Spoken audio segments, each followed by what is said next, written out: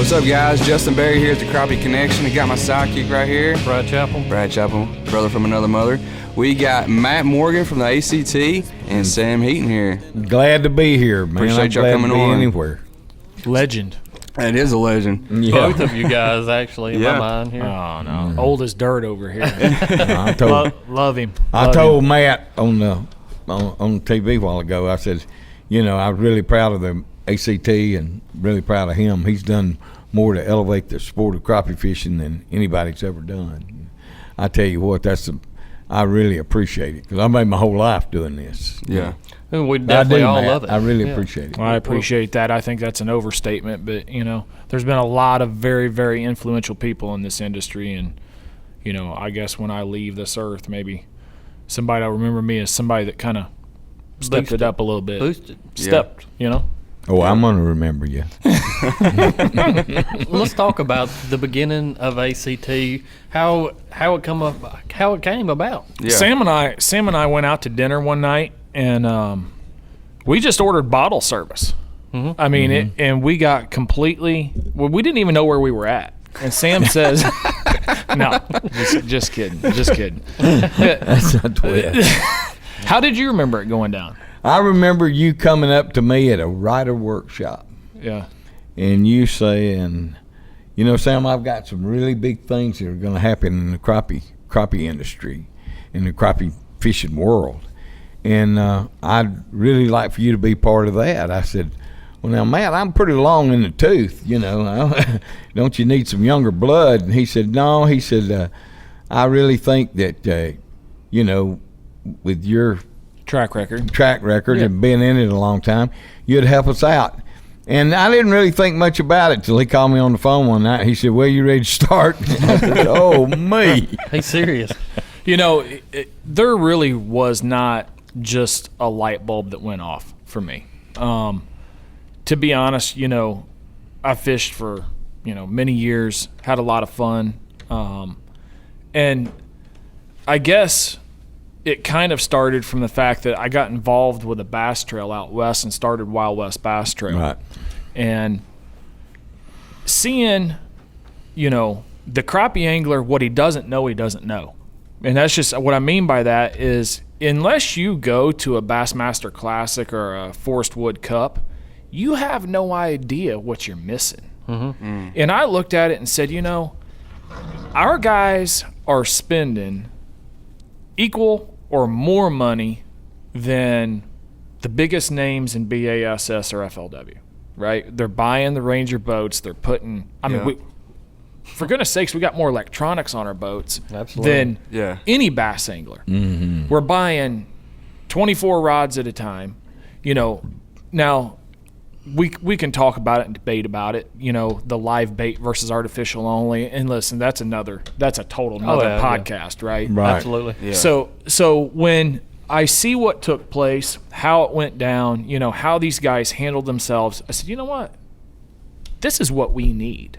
This is what we deserve. It's what we deserve, right? You know, not that we're entitled to it, but I thought, you know, really the sky's the limit. And I, you know, am self-employed and have the ability to have some flexibility. You know, had some good connections in the industry. And I said, you know, right now is I'm not getting any younger.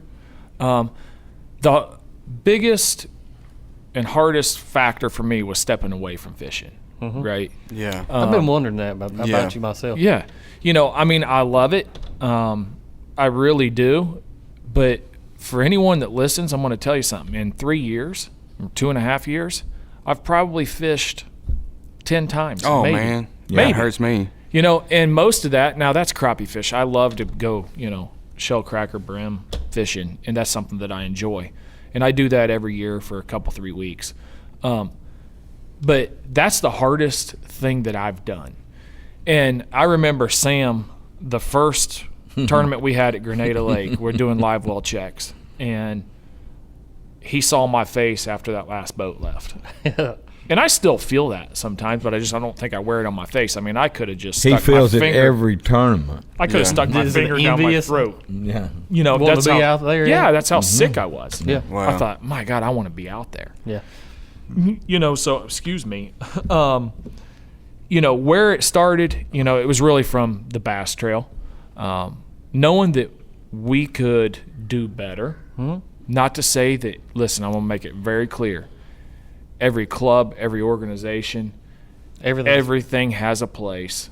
And I just wanted to, like you say, ramp it up, step it up. Yeah. And I think, over the last 2.5 years, I'm humbly telling you, with his help, my family's help, the sponsorship above and beyond, we've made a huge impact in the sport of crappie fishing. I totally agree. Well, I think, too, one thing that really affected or hurt Matt's opinion of what we had to fish in the crappie world.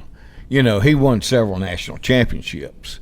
And, the guy walks up and hands you a check and a trophy and says, good job, buddy. And that was it. I mean, the guy just won a national championship.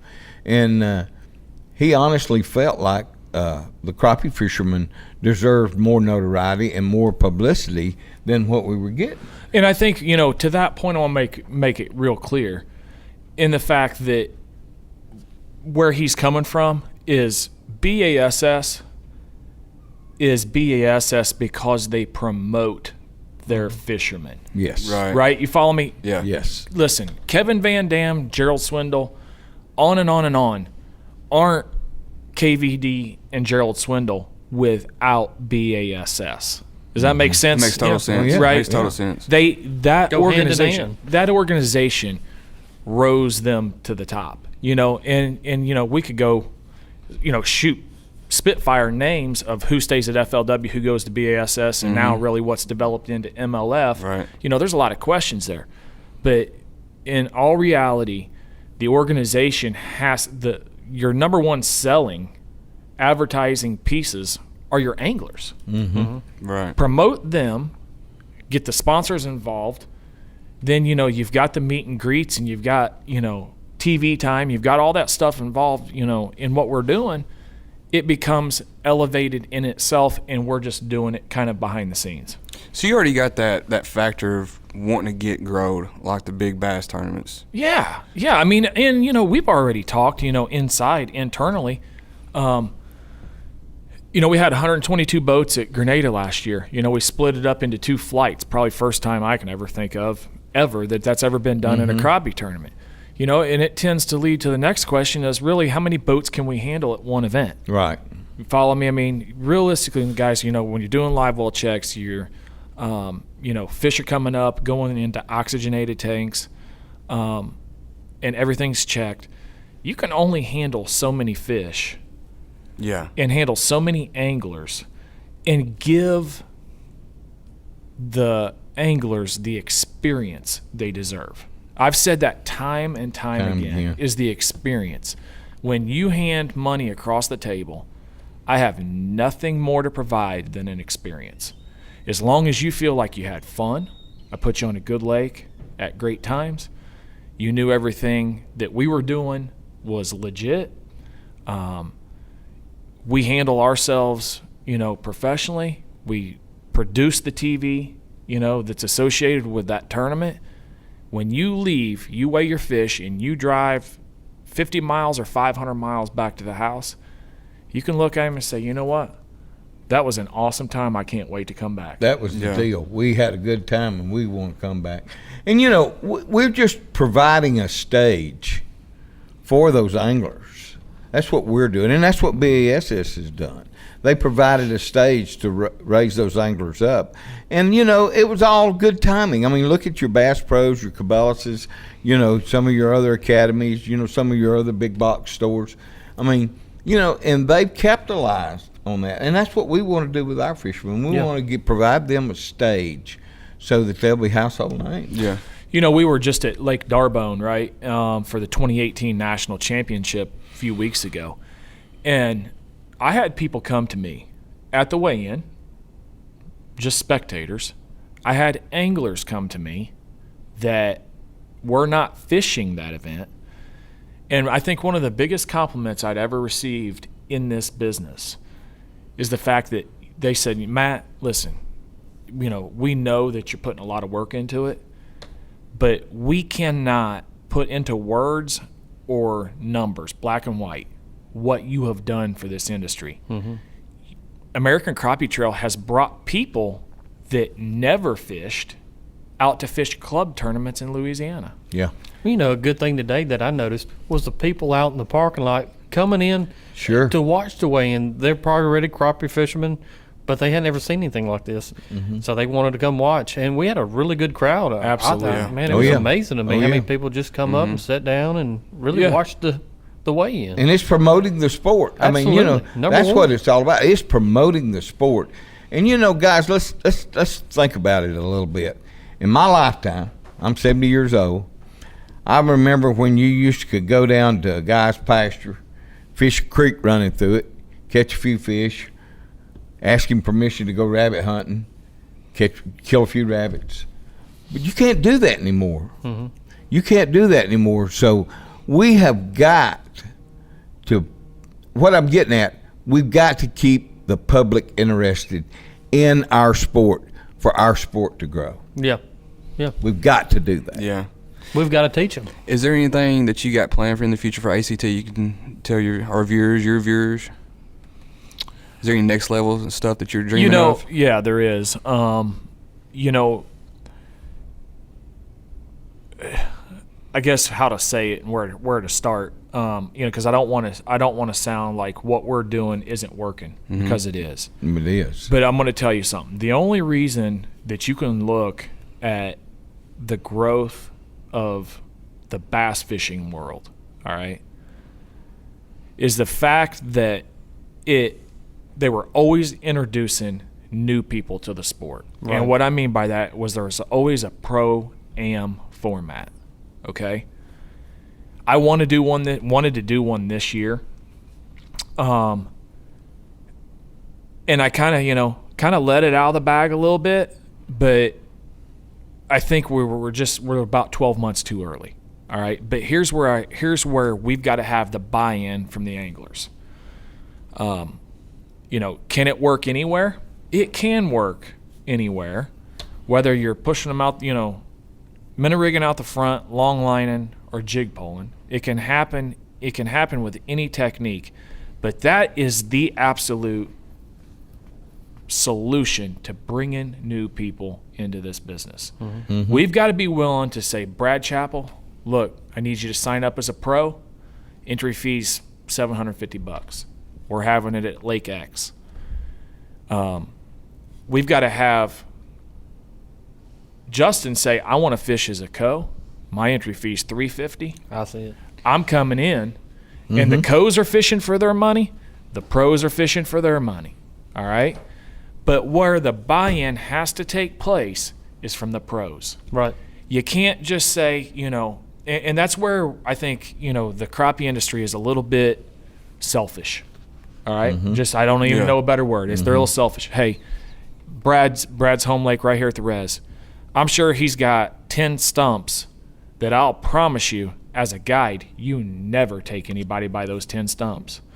But would you take your co-angler, by one of those 10 stumps if we were fishing a tournament? Yeah. Okay. Sure you would. And I believe you would. Yeah. We've got to get that mentality spread to the other anglers, because that's the one negative I've heard. Well, you know, I've put in so many brush piles and I've done so many stake beds. I mean, I'm not going to go take them fishing where they know where my stuff's at. Come on. Anybody can find it anymore. Absolutely. And I think that was my point. We were 12 months too early. Now, here's a legitimate question for you. And we're just going to say it open and honest. You as a guide depend on, you know, clients. Right. Okay? Now, a lot of them don't have boats, but some do. Absolutely. Now, all right, the big controversy, which is zero in my mind, Garmin LiveScope. Why do they need you if they've got Garmin LiveScope? You know, Have you thought about that? Yeah. Oh, yeah. It could definitely change that business side on my end. Sure. Because it does help somebody learn to crappie fish easier.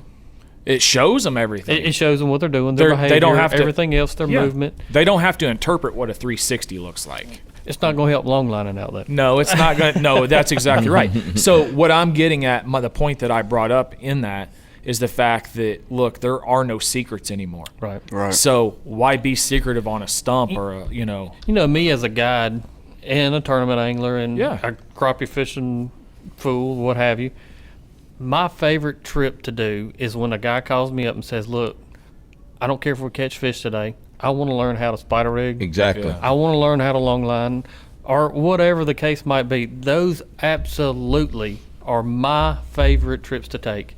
And I think a lot more guys in the guide business might need to think about that kind of thing because we need, for the growth of the industry, the growth of the sport, and the recognition of the sport to get where it could be is by teaching different people. And that's one of our, while we do this podcast right here today, is to help people learn. Exactly. And, back in the 70s, that was one of the big questions that some of the guys around the lake asked me. Said, why are you going to show all those people where to fish? Why are you going to take them out there and show them your places?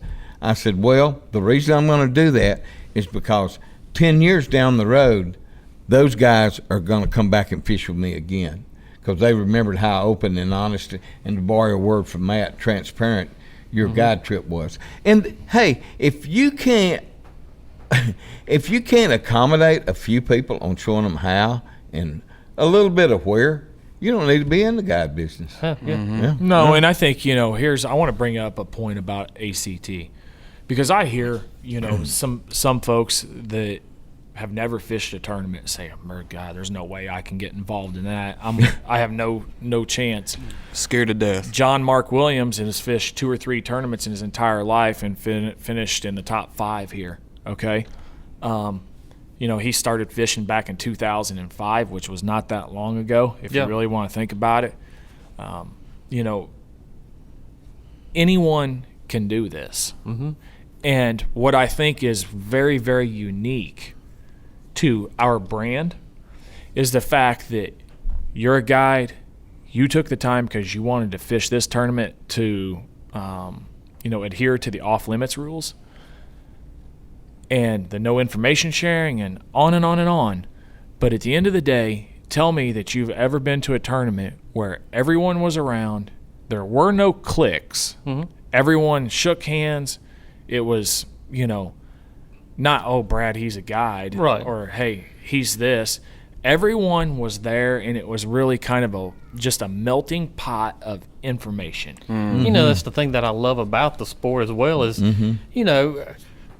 everybody becomes buddies the more you hang out with them and go fish tournaments. And, somebody wanting to really learn how to crappie fish, and the best thing to do is go out and fish an ACT and say, exactly. I might not have finished where I wanted to this go around, but you know what I learned? I learned something, whatever that detail might be. And down the road, they're going to learn more and more, and maybe one day be the new Captain Coleman. Well, I think that's the point that I want to make, and I'm done with it, is the fact that a lot of folks, I said it on stage today, a lot of folks say, a fisherman's going to lie to you. Right. But I'm also going to tell you that in the last 2.5 years, everything Ronnie Capps has told you, I will promise you, is absolutely the practical gospel, dead on, bullseye. And I have watched him prosper in the fact that ACT, has obviously helped and promoted him and the sport, but he has absolutely stepped outside of his box and said, listen, this is the color jig. In fact, this is it. Mm-hmm. This is the line. This is the pole. This is the bait. Use it. It works. Yeah. Right? And when you can do that, and he's a part of our organization, along with many, many, many other anglers. I mean, just saw Kevin Rogers, the list goes on and on. But they're not unbeatable. No. No. Look at what Tony Hughes did at the national championship. Yeah. Tony's always been a strong fisherman, but he's never been a targeted winner. And he went out there and did what he knew to do, and he won the national championship. Yeah, him and Jeff. Yeah, just look at that. I mean, but I'm a big promoter of the Pro-Am format. I like it. Yeah. I really do. I'd be interested to see, when, the viewership here, I want some response, some feedback. How many people would fish a Pro-Am? How many people would fish as a pro? How many would fish as a co? Because if you really stop and think about it, the 97 boats we had here, you can take 60% of that would fish both pros. So, now we've got 120 pros, right? Right. That are going to fish. And now I can guarantee you, I'll get 120 co's. Yeah. We had this same. That's a guide fee. Absolutely. That's a guided trip. Absolutely. With a pro. When the FLW first got started, I sat on the board of advisors, and I heard the same questions. Well, I don't really want to fish with an amateur. I don't want to show him what I'm doing. He doesn't want. I don't want him netting my fish. They came up with 1,000 reasons why they didn't want a Pro-Am, and look what it's done today. Look at the FLW today. Yeah. I mean, if that doesn't say something about it, I don't know what it's going to take to convince you. And I think to that point, I was told that ACT would fail before it ever started. Oh. Just implementing a 10-day off-limit rule, having a no information sharing rule. Some of the formalities and rule sets that we have, I was told that it would never work before it ever started. And, it's taken a little bit of time for some people to warm up to it.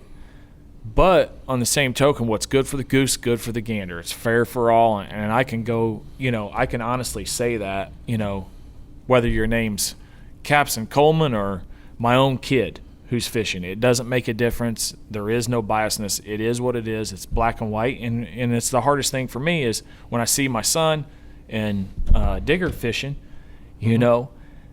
there is nothing that goes back and forth. And I hear that chitter chatter too, right? I mean, your son's here fishing. I hear that stuff, but I can honestly put my hand on a stack of Bibles and tell you that nothing ever gets communicated, and it doesn't from Brad Chappell to Michael Hanfelder to anyone. It's all scripted. I mean, I stay in the bus with Matt. I mean, we're a family organization. Yeah. And I have never once heard him tell Digger or Drew what to do, where to go, what to, They're good enough fishermen. You don't need to. You don't need to. Yeah. And I've always admired that about him. But I'm saying you better get ready because the Pro-Am format is going to take. Let's go. The Pro-Am format is going to. That's what it's going to take to push this thing over the top and to get, the national recognition like the FLW's got. Speaking of national recognition, y'all ever plan to go out west with the trail? I've seen you guys post some stuff about Clear Lake, and I fished it. Really? I have fished it. When was this? You're talking to a guy that fished it. It was two Mays ago, so it wasn't almost 2 years ago, right? I fished it, so we get Digger up here, I'll talk about it. Okay. Yeah, All right. yeah, he's coming up in a second. Yeah, we'll get him up here in a minute, and I'll talk about it, and I'm just going to lay it out to you, and it'll be the gospel truth too. But we've got to solidify what we're doing, get the foundation built to the point where you get the Pro-Am format established, then you can kind of do something a little bit different. That West Coast stuff, it's fun, but I'm going to tell you what. There's not a Mississippi angler or a Minnesota angler that's going to go out there and say, oh, my gosh, this is unreal. It is unreal. It's unreal, but it's just a totally different style. I'll go into it a little bit. Okay. I can see us expanding, and I mean, we can't leave right now in our infancy. We're only a year and a half old. 2.5. Yeah. 2.5. 2.5. Time flies. Only, the southeastern United States is where the population is. So that's where you want to, that's where you got the chance to draw the biggest crowd. We got to go to Texas. I'll tell you that right now. we got to go to to Texas. Texas. And I don't know if it's a Rayburn or Toledo. I'm going to say Toledo being. I'm going to tell you, if we put one on Toledo, it'd blow some minds. Yeah. It would blow some minds Yeah. because of those folks over there only fish with corks and bobbers. I've And, been to it. Yeah, you throw some. Yeah. Quote, And we've unquote, talked about the pros. Carolinas, Yeah. We've got to expand outside some of this, but there's got to be some consistency too. Yes. Right. Because these anglers that kind of build that playbook, if you will, if you take that playbook away from them, What do you mean by playbook? their playbook. What I mean by it is, they've developed a relationship with a lake. They kind of get the attitude of that lake, and I think that that's very important for anyone that's listening to understand that Kentucky Lake has its own little attitude. Barnett fishes totally different than Grenada does, which is totally different from Washington. And when you figure out every single one of those attitudes, that's what really makes your Caps and Coleman's effective and winners. Because they've understood in 30 plus years the attitude of every single one of them. It took me 7 or 8 years to figure out Kentucky Lake. What's the magic depth, 365 days a year? What baits are we using? So forth and so on. But once you figure it out, it is so simple and so much fun. So we got to expand some, and I'm gonna take some off, add some new ones. I really try to plan on going back to Neely Henry again next year on the Coosa chain. Fun place. We were there just in horrible water conditions. Bad weather. We're going back to Gunnersville. Okay, kind of put that one. That's where I grew up fishing. So we're going to go back to Gunnersville in April next year. And I don't mind switching months. Yeah. Why go back to Grenada the first or second week of March every single year? Right. I don't like that because really it's just It's the same pattern. it's the same recipe, yeah. Yeah. right? Mix Same it up pattern. some. Mix it up. Yeah. Keep you on your toes. Yeah, exactly. So you look to add a lot more down through you look to expand to find some other new lakes as the years progress. Yeah, and really, realistically, I'm going to tell you this. I don't ever intend on adding more than 6 team events, okay? That's not what this is about. Look, where we're at now with crappie fishing, you still have a JOB, you still have a family, you still have a lot of obligations, and realistically, when you got 6 pieces of pie, you need to figure out which 4 or 5 of those you can eat Yeah. and which one you're going to leave for Yeah, tomorrow, right? exactly. That was kind of my mindset. Put them a month and a half apart from each other. Allow people to fish pre-spawn, in the spawn, post-spawn, into fall. What more do you want? Yeah. Great point. Did you got any more questions, No, Brian? that's all. I want to get Digger up here, and Sure. and talk about you guys' history because facts are facts. You guys know what you're doing when it comes to crappie fishing as well, and I want to get some little tips from you two Sure. guys that, somebody beginning spider rigging, Yeah. and that's how you won a national championship. I know, and I'm sure our viewers can really get some good things from you guys. So Let's get him up here. Sam. Well, it's been great Hey, being man, with you guys. Thanks, buddy. Yeah. Thanks a lot. I'm Appreciate ready it. to get out of here Yeah. and get some dinner. And He's ready for a cheeseburger. yeah, I'm ready for a cheeseburger. He's going turkey hunting in the morning. Yes, sir, I am. And I hope I kill the biggest one out there. Yeah. we Well, did too, man. Let's close this one out and then we'll start new fresh real quick if you want to do that, or you just want to No, let's roll on, man. All right, let's roll on. Sam, here, Digger. appreciate it again, man. Yeah. Digger, he's my buddy. Kent Watson, everybody. We call him Digger. Everybody asks me that. I guess I better clarify that before he even comes up, right? We want the story behind. Yeah. Well, I met him, I don't know how many years ago. It's been a ton now. But he used to drill wells. And hence Digger, drilling wells. Right. He's genius IQ level. I'm telling you that now. I mean, he's way off the charts. Truly. I mean, in a lot of ways. But that's where the nickname comes from. So, Okay. Just years ago. So how'd you guys start crappie fishing as far as tournaments go? Digger grew up smallmouth fishing on the rivers around Indiana. Buzz, his dad, would take him up to Canada, and they'd do some crappie fishing, but it was nothing literally casting corks. So I tell a digger, I said, "Come on, let's go to Grenada.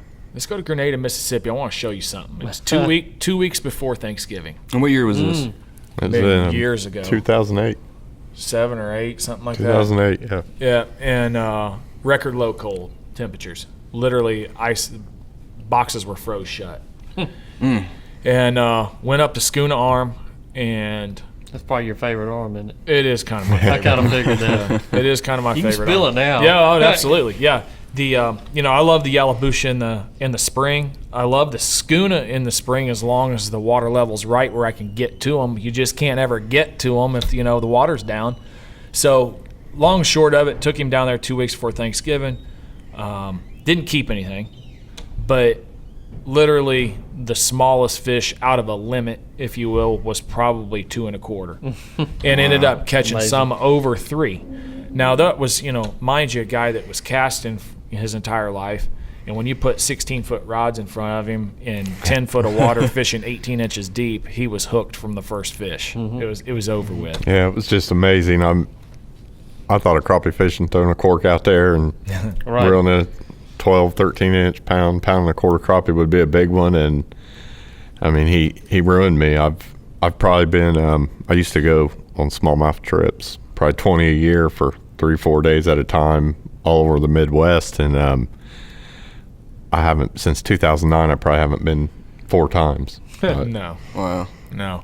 And I told you guys here with Sam that I haven't fished maybe a dozen times in the last 2.5 years. We actually just bought a jet boat because we're going to start smallmouth fishing again because I don't get to go anywhere. So in the Yeah. evenings, me and him will run around and fish the White River around Indiana and just have fun. Yeah, you guys had asked him about what it did when he seen how he missed fishing. Yeah. I mean, I don't even talk about crappie fishing around him Oh, wow. because he kind of gets ill with me. Yeah. Man. Yeah. You get sick to your stomach I or can what? do that. Yeah, I can do that. No, I mean, I get to the point where I probably have some choice words that you can't say here. Roll off my tongue and say, I don't even want to listen to this. And And ain't a point of like depression state, is it? No. I mean, believe me, I guess a thing about me is, Kent will tell you, I'll let him tell you, I guess. People think they know what busy is. Go ahead and tell them. Yeah. I met him in probably 2007, and we met on a bass fishing trip, and he called me up and said, "Hey, I needed help one day," and he's drilling holes in a brand new Ranger boat, and I thought, this guy's nuts. He says, "Hey, I'll call you tomorrow. We'll go fishing." About 3 or 4 weeks later, I heard from him.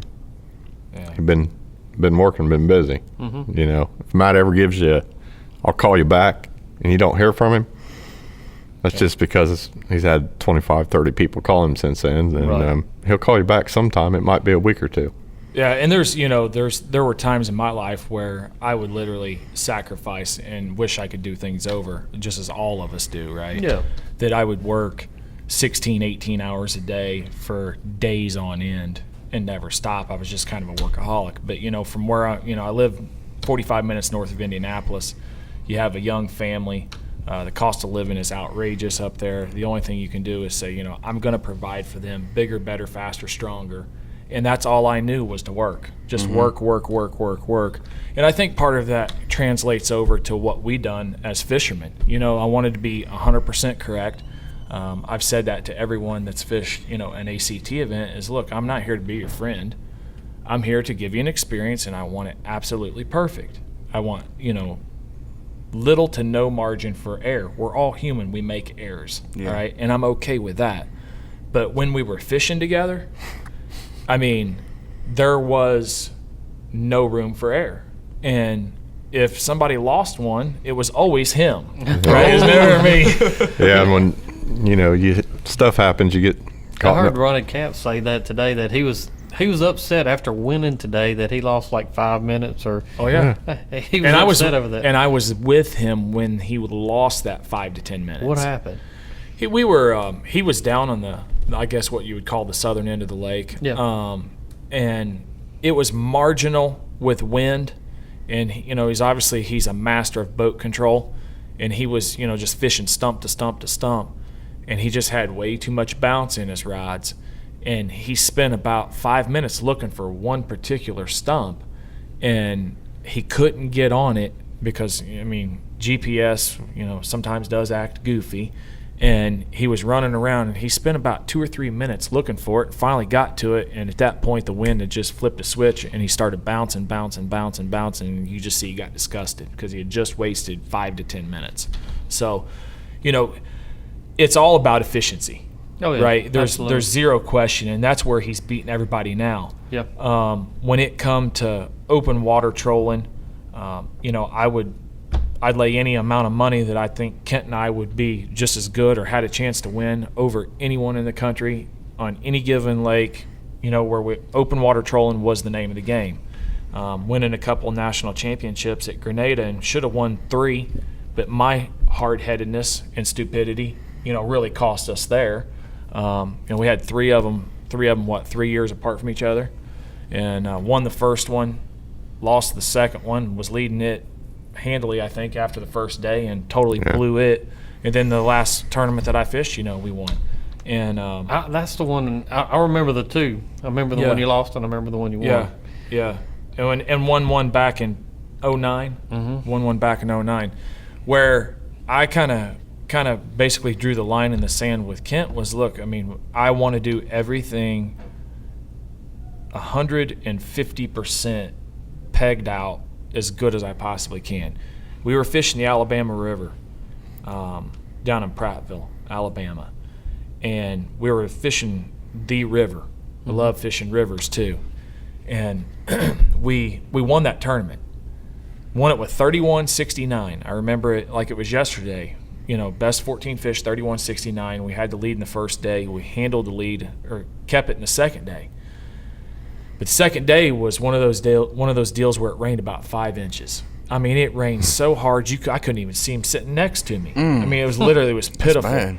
I flew up the river because current was horrible. I get up the river. It was about a 30-minute run. I stopped, and when I stopped, it was just by the grace of God. I stopped right by a buoy. And I looked at that buoy, and the light bulb went off. And I looked at him. I said, "Can you believe they shut the water off?" And he says, "They sure have." I said, "Don't even get up." Took a boat run 30 minutes back to where I just left, threw the poles out, went upriver. First 15 seconds, 2-pounder, 2-pound black. I I said, okay. I said, okay. Yeah, all right, now we got it going on. I go the next 15 minutes, not a bite. I looked at him. I said, "You don't have to be real smart. I went the wrong way." Because I had a big pot of fish that were kind of behind an eddy. I went the wrong way. I turn around, and I'll never forget it till the day I die. I'm looking at back then, some pretty janky depth finders, electronics compared to today. Right. And I'm looking at these electronics, and I said, "Look, get ready, be right." I said, here are these stumps, get right, be ready. The only place in the country that I've ever fished where he was fishing 4 feet deep on the top of a ledge, I was fishing 23 feet deep on my poles out in the river. He was catching 2 1/4 to 2.5 pound blacks, and I was catching 2 1/4 to 2.5 pound whites at the same time. And That's you talk crazy. about all 8 rods go down, and you're looking at him, and it's like a drill. He had no idea. I'm grabbing him, snatching 4 rods at a time, putting them in between my legs, putting them underneath my butt. Yeah. And he's going back. I'm taking fish off, throwing them to the back of the boat. I said, "Get back there, put them in the live well." There's one pole I baited back up and set up. I watch it. It goes down. I set the hook on it, and I said, "Get up here. I need the net. This is a huge one." It was probably, I'll go down now till I die. It was the largest black crappie I had ever set the hook on. I saw it 3 times. Because every time it boiled on top of the water while I'm saying, "I need the net. I need it now." When it boiled that last time, he had finally got up there, and the net hadn't barely crossed the bow of the boat. He said, "Oh, don't worry about it. We don't need that one anyway." Don't even worry about it. I said, "What did you say?"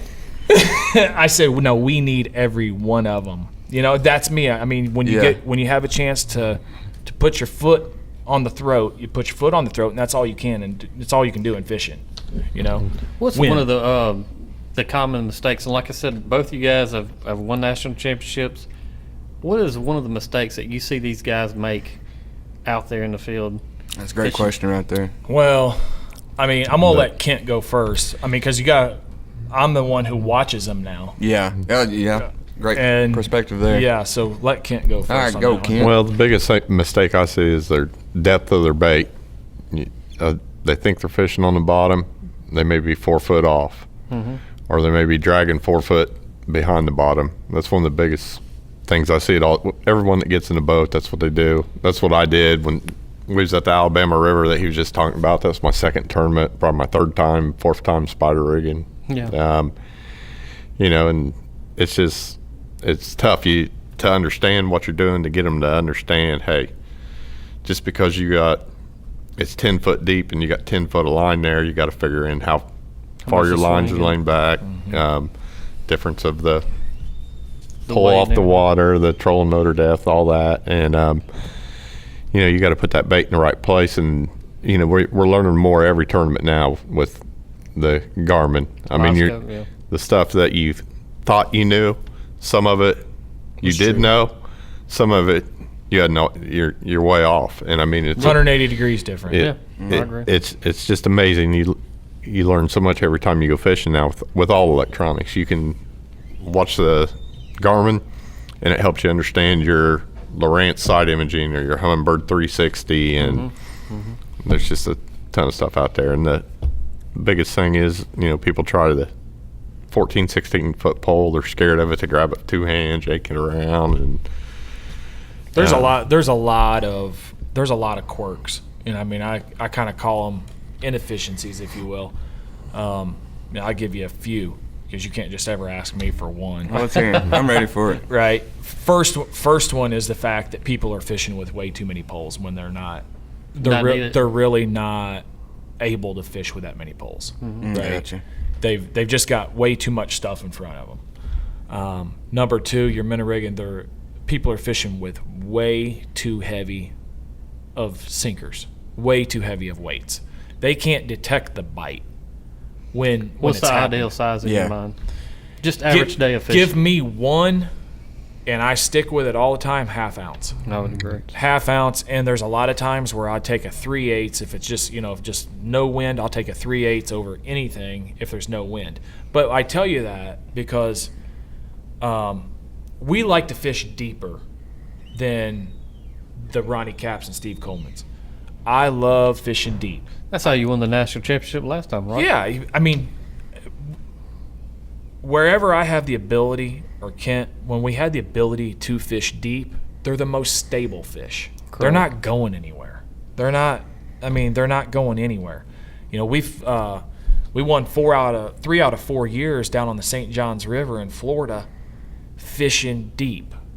I mean, fishing stuff that I'm just picking fish off of wood off the bottom, because those fish, I mean, we would find them in the first 30 minutes of the practice week and never go back and touch them, and show up on Saturday or Friday or Saturday. You mean and you they're wouldn't there. catch them and Yeah, you clean never. 'em? Yeah, you never kill your paycheck. You know, right, I mean, that's right. that's crazy.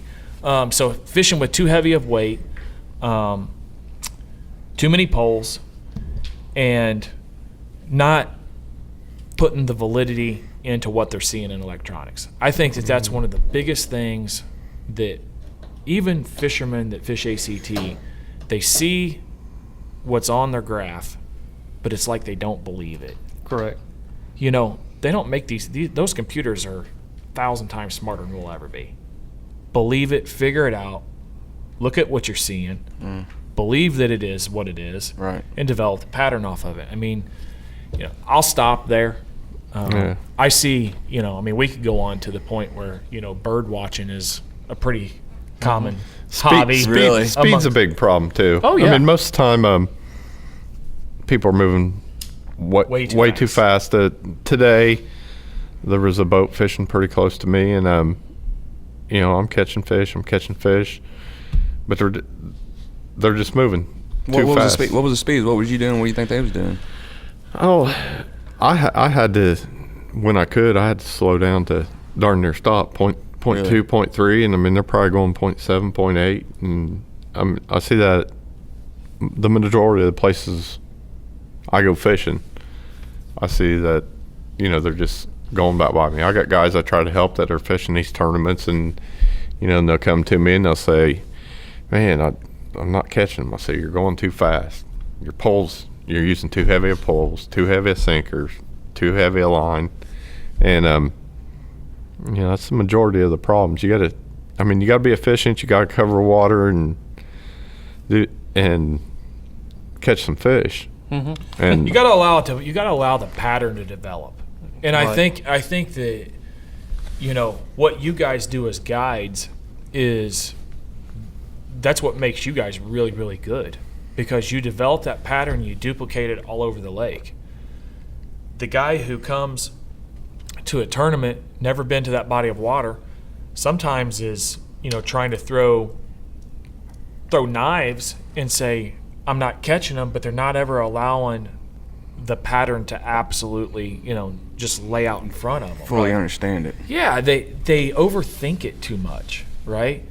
I mean, They haven't read the book thorough.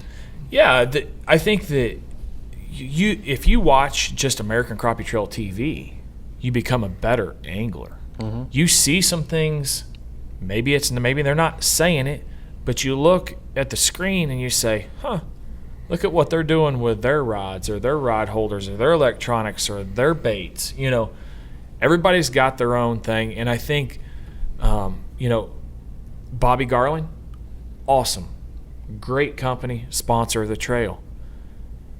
But I'm still kind of old school that I don't need 7,000 colors. Give me about 4. Right. You give me about 4, that's all I need. What's some And, 4 colors, real quick? Black and chartreuse, I knew it. no question. White and chartreuse, Kentucky Lake Special, no question. I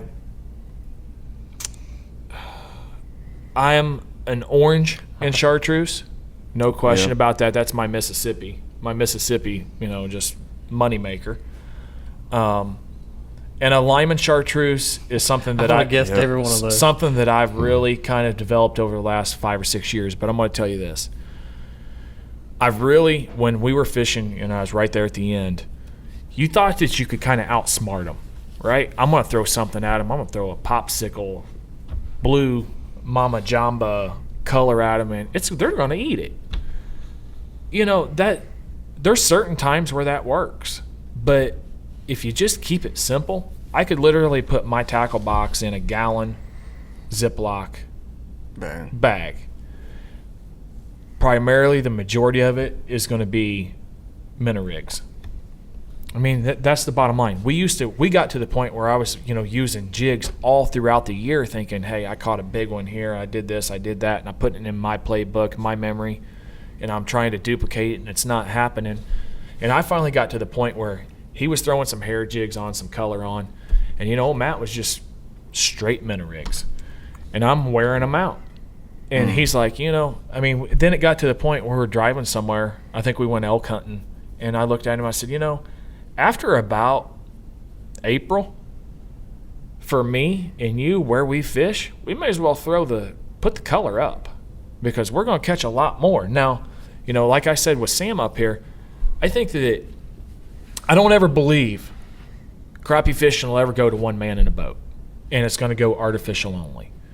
Do I believe that it would be, you know, Bobby Garland's wishes that would happen? Sure, it would be.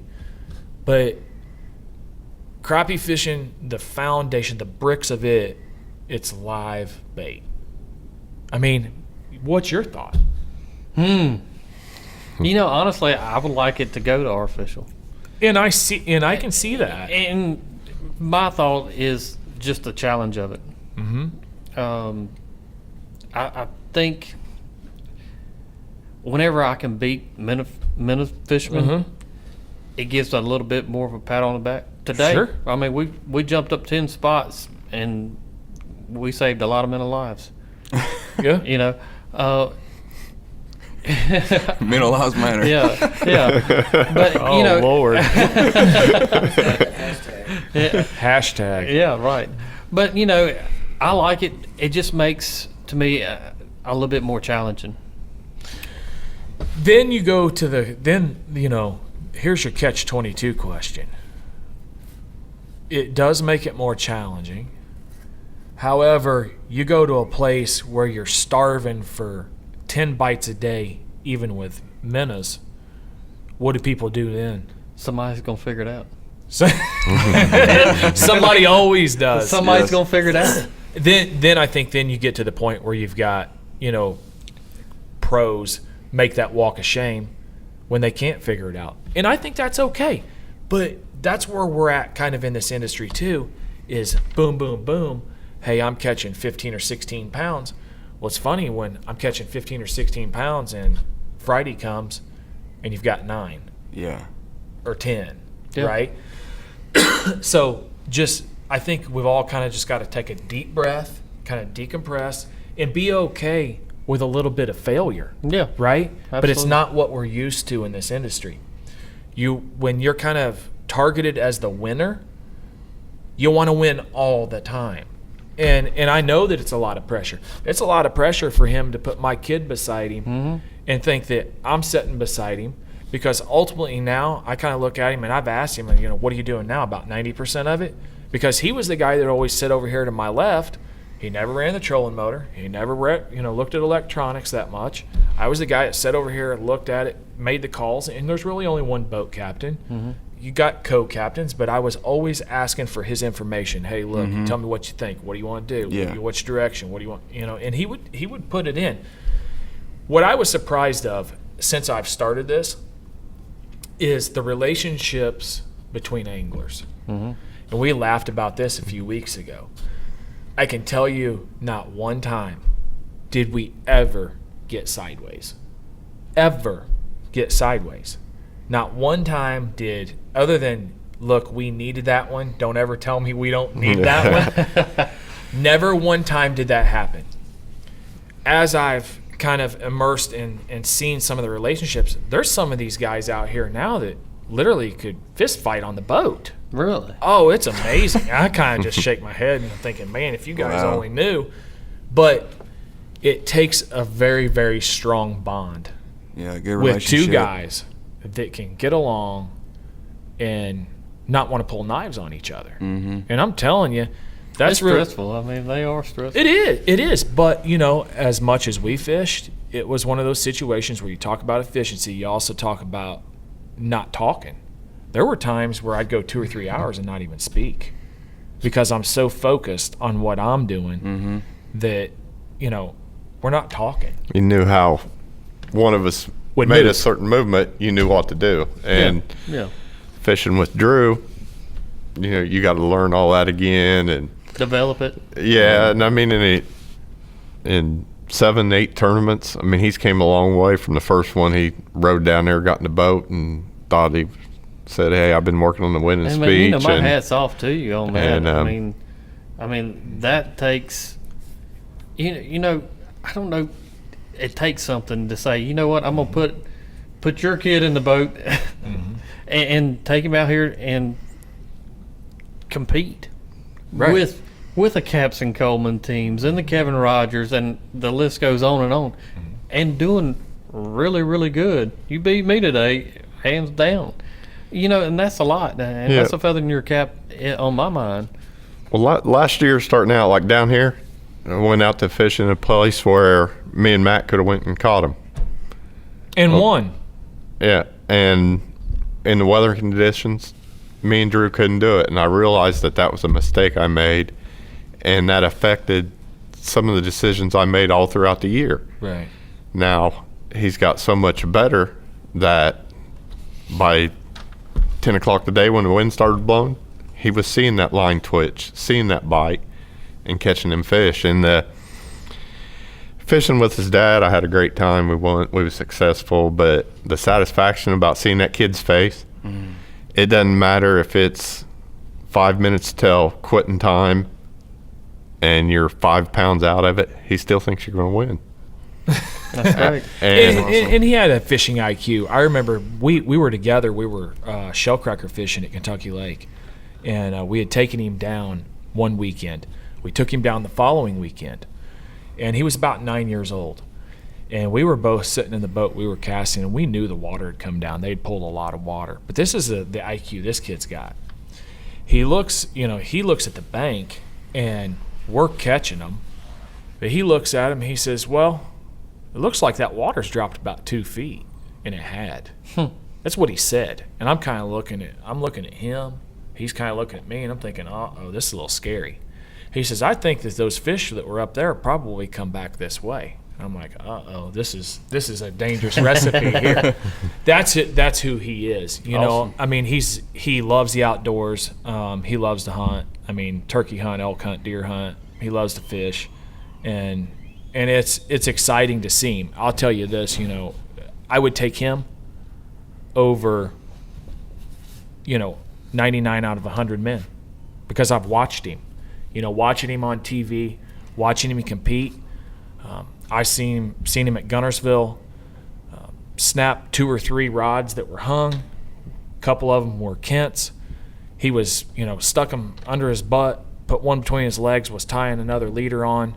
I mean, when you see that kind of stuff, I'll be honest, Kent gets that thrill. I get the thrill to the point where it almost makes me want to cry. Yeah. Watching it. I can so like kind see of that. Goosebumps type stuff. Like, man, that kid's really going to be something one day. Yeah. So it's fun. It's all around. I'm going to sit back and say, that's my boy. Yeah, that's it. That's it. Is there anything else you want to add, Brad? Man, I appreciate you guys. Appreciate everything you've done for the sport. Oh, man. And looking for a lot of good things from ACT. Just had a blast myself with it. Definitely would have liked to have a Ranger boat, but maybe next year. Sure. Or That's for what the keeps them coming back. Yeah. You know what? I got a question I forgot to ask you. Yeah. We was walking behind the polygraph guy that you do polygraph test on, right? Yeah. They hooked him up in here in the Bass Pro. Yeah. So that guy is fully legit, because I was trying to get the camera in there with the connection to talk about him. He wouldn't do it. No. I just want to let everybody know that polygraph test is legit. Yeah. He wouldn't even let us video him. He wouldn't give his name out. You have to, he's a great guy. He's done some for me here in Mississippi. But, when they bring the sphincter pad. What? Yeah, they bring the sphincter pad. Look, anybody watching, I'm going to tell you now. You set on a pad, and the first clue that someone, or first piece of evidence that someone is lying, is they feel it in their butt. That's awesome, man. I mean, aren't you glad we kept going? Yeah, that's what I love it. One. I love it. So now, wrapped up fingers, chest, butt pads. Yeah, I mean, let's keep going. He pulled up the whole. I mean, he had a full suitcase. I was like, man, you gonna strap him up and tape him? And all he said, I'm doing the full thing, full 9 yards. And I was like, man, I'm fixing to get the camera out. Yeah. Yeah, he wouldn't do nothing. He wouldn't give his name. It was like, no, I can't do that. They take their cell phones and their glasses off of them immediately when they walk in the room, and I hope that there never comes a day where I have to do something. Yeah. But I'm going to tell you, if it ever does happen, with as much money as we're playing for and as much work that people put into it, I just want everyone to know that we'll take our actions to the fullest extent. Yeah, and no you already questions. had with that guy for sure. Cause Yeah. I knew right. Scared. I walked down. I told Hunter. I said, man, better get out of here. That dude worked for the government or something. We need to get out of here. Yeah, because it was legit deal. That's legit right. Deal. Man, look, I appreciate you guys having us on. Hopefully we've said a thing or two that'll help somebody catch a crappie, because realistically, that's what all of this is about. Right. You guys, look, I mean, you've said everything good about us. I know you guys are kind of in that infancy stage too, but I'm going to tell you, your growth, the buzz, the word, it's getting out there. Keep doing what you're doing. Get that variety that you guys have had on, expand it, keep it going, and I mean, kudos to you guys, man. I mean, Thank you. Thumbs up. Appreciate it's it. professional. Y'all are doing a great, great, great job. Thanks keep so it, much, Keep man. it rocking. Yeah. Anything else you want to add, Kent? No, thanks a lot. All Enjoyed right, it. guys. Well, guys, Justin Berry here. Brad Chappell. Big thanks to Bass Pro for letting us have in here. Matt Morgan, Kent Watson here. Other than that, guys, we're out of here. All right, holla. Place I'll always remember. cabin on the lake and a fishing pole. Forever here I'll rest my soul. I can feel my worries